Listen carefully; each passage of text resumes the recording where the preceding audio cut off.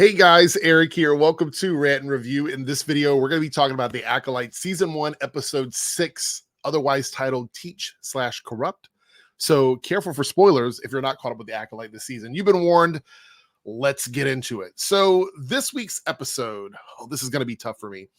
This week's episode was underwhelming after what we had in the two previous episodes. And all people seem to be talking about on social media is topless Qimir trying to seduce Osha into the dark side of the Force. Now, I understand it is giving thirst trap. I understand that. I'm not completely oblivious to this in the moment. But this is like Sith Boy Island. It really is like a very weird situation between the two of them that I'm not totally vibing with. Okay. So we had this stuff with May and Saul, and then we had Vernestra and the Jedi investigating. So it's like 3 plots this week. But this really is the only thing anybody's talking about. And I have to say, shame on y'all. Shame on you. Do you remember what Qimir just did? Took out a bunch of Jedi, a bunch of our favorite characters. Not really. I mean, even if you could argue that he's misunderstood, that they don't totally understand who this person is, he's still just unalived a bunch of people. But a week is a long time when it comes to topless Sith Lords, apparently. So he's running around doing all of this to try and seduce Osha. We get a little bit of information on his backstory, why he does what he does, or why he's telling us that he does what he does. We see some scars on him that look like they come from a certain weapon. We'll talk about that in a moment. And it's just him sort of talking to Osha and trying to appeal to their similarities and being a master manipulator, grooming her, if you would call it that. And I can't tell if she's receptive to it or not. It does seem like at the very start, she was very much like, no, I'm not into this at all. This kinky dark side of the Force stuff is not for me. Okay, I'm not here. What's my safe word in this moment? How do I leave this party? That's what she's giving in that point. And then as the episode goes on, and he does more of his indoctrination, more of his grooming stuff, he starts to, I think, bring her around a little bit. I don't know for sure. That's the vibe I'm getting. That's what it's giving to me, but I don't know if that's what the intention was. Either way, this part of the episode was, I think, the weirdest part of the episode in terms of storylines. But I will say I love all the backstory on Qimir. I thought that was really strong.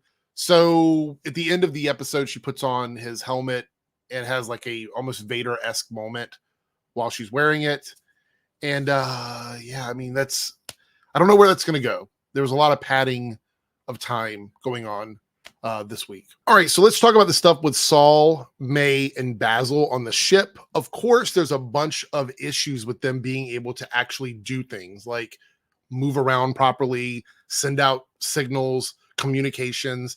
It all comes out perfectly timed to make sure that each gag works right in the episode. Now, one of these I don't mind. I watch a lot of Star Trek, so I'm used to being like, oh, the teleporters can't get through the mountain, or we can't fly into the planet's atmosphere because of XYZ. Like, I'm used to those things happening, but it happened, I think, like 3 times in this episode. And there's only but so much I'm willing to like let go of. And for me, it was like, oh, they're padding the time. They're dragging this out so that it lines up with the other storylines in the episode. And yes, I understand that that's what they do, but they didn't do a very good job of it. It felt to me like it was very lazily handled. There was some consistency though, because Saul talked about feeling kind of ashamed that he didn't know about Qimir and stuff like that. So him not knowing about May being Osha in the start lines up, and you may go, oh, that's convenient, or whatever, but it's consistent. And I think if you're writing a show, whether or not I agree with the premise or the ideas or the character's motivations, whatever it is, whether or not I agree with that comes down to consistency in the storytelling. And so it's very consistent that he didn't know.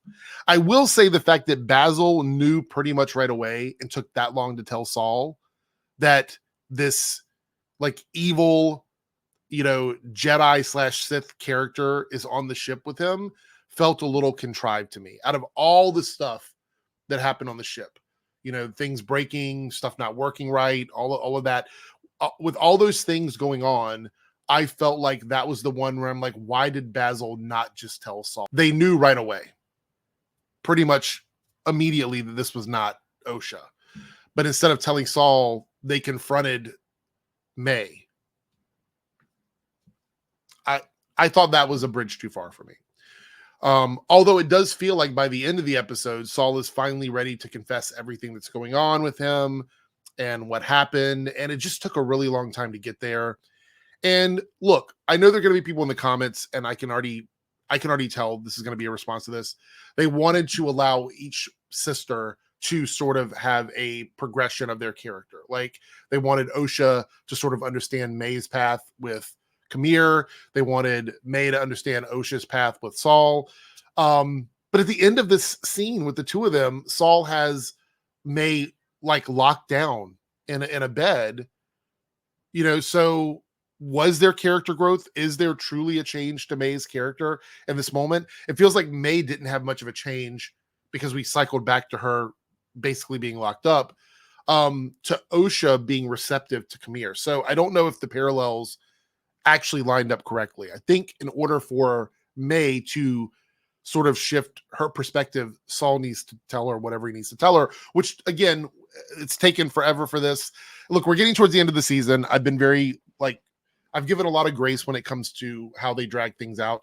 I felt like in this episode, this was the one that dragged on for me a lot more than it needed to. Like, fair enough, the stuff on the island beach with, Qimir and Osha felt a little padded. This one felt dragged out and padded. So I didn't like this portion of the story at all. All right, so the last thing we're going to talk about is the stuff for Vernestra and the Jedi Council and the investigation and all that. I guess you can see why the Jedi don't figure things out, because they're kind of bumbling idiots when it comes to stuff. And it seems like Vernestra is really just trying to cover up all of this, which is what I suspected from the start, is that her character was going to be a character that did not follow the rules and had something insidious going on in the background. And so I feel very, very confident that that is the direction we're going with Vernestra, and that Vernestra ties in with the history of Qimir, because we talk about like how long he's been around. We see the scarring on his back. It looks like it comes from a whip. And then we have the Jedi lightsaber whip here. So all the pieces are sort of falling into place. Now, would I have guessed that Vernestra had something to do with Qimir a couple of weeks ago? Probably not. So I feel like this really did feel like a proper tie-in to like, oh, is this the person, or is it a red herring with what's happening with Qimir? So I do applaud them for that. I think that was really strong. The whip, we didn't really get to see much of it. It just went after the Umbra Moth. You have all of the people under her apprentice. I think his name is Mog, who talks about the Umbra Moths and how did that happen with all these bodies here being attacked on Kofar. Like, clearly there's going to be some cover up going on. And so that would explain why in the prequels, they still believe the Sith to be gone, not around, whatever. I haven't seen them in 1,000 years. The reason why is there's going to be some sort of a cover up. Now, whoever makes it out of this alive is probably going to leave and go away so that they're not connected with the Jedi, because that makes the most sense. It seems like they're trying to frame Saul, which is probably going to be next week's episode, him trying to prove his innocence in all of this and tell them there's some other evil Jedi out there doing things, and we're gonna have to go through that, which is a little bit unsatisfying, I guess, as a viewer, because we know that he didn't do it, but now we have to probably sit through an episode where he plead his case to the Jedi Council that he didn't actually do this stuff. I don't know how this is going to go. I just feel like that's what next week's episode is going to be. I haven't looked at any of the previews or read anything. But I thought this was an interesting portion of the story, but it was very fragmented and rushed because we spent so much padding in the two other storylines. And to me, like, the investigation of this was quite interesting. I could have taken more of this, to be honest.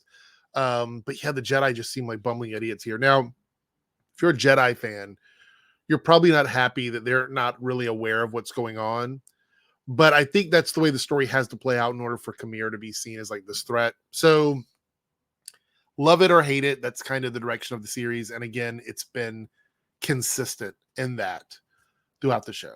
And if you're watching a show as a viewer, you really want consistency. That to me will kill me on a show. Like if I watch a show and by like the 4th or 5th episode of their season, they're inconsistent in their own stories, their own lore, within that series, whether it's connected to a bigger world or not, then I'm usually going to tap out.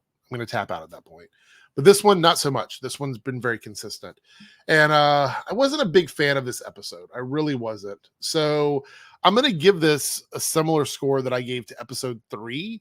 Because in episode 3, I had some issues with some of the storytelling. But there were still moments of that episode that were quite exciting to me. This episode had nothing exciting whatsoever. This was the most interesting story of the 3 to me. That's it. I really don't have much else to say about it. So I'm going to give it a 5 out of 10. It's a 5 out of 10 for me. Not happy with it. It's in the weaker basket of episodes this season. So 3 and 6, the weakest for me. But look, it's not just me. It's about you. So in the comments below, let me know if I'm right. Let me know if I'm wrong. Was there anything in this episode that you got really excited about that I didn't see? And I understand if you're going to say Qimir. Like Qimir in the water, like no robe on, trying to be nice with YouTube's guidelines here.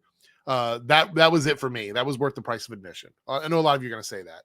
And I'm going to hold it against you because Qimir just did a bunch of bad stuff. But let me know in the comments below if that's what you liked. If you were thirst trapping over Qimir.